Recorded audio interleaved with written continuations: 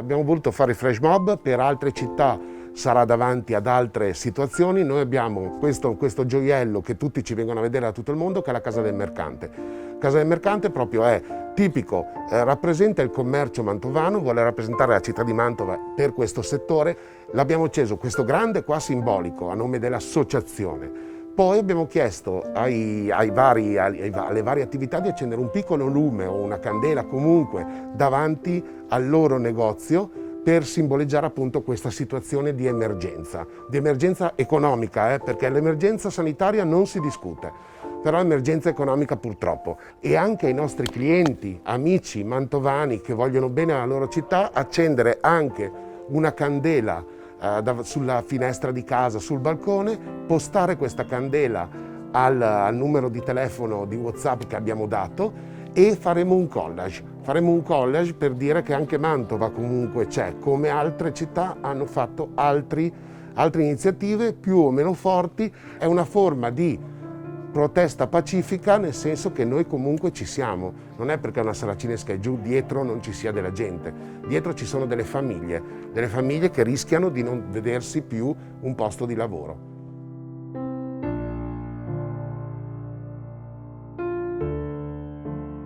Noi associati Confcommercio, e non solo comunque perché rappresentiamo un'entità enorme nel nostro paese, chiediamo comunque risposte, chiediamo azioni, perché siamo stanchi di aspettare e sentire tante parole ma pochi fatti.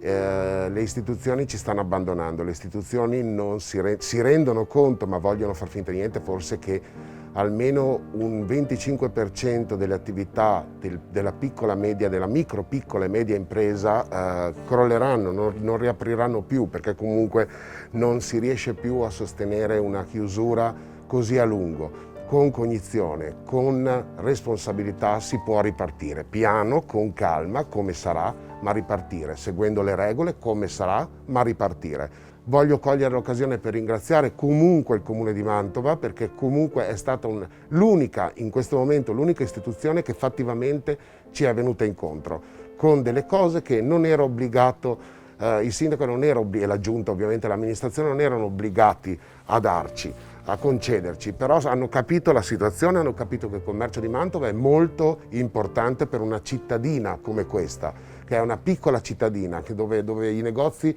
fanno un'azione sociale che è veramente fuori dal comune.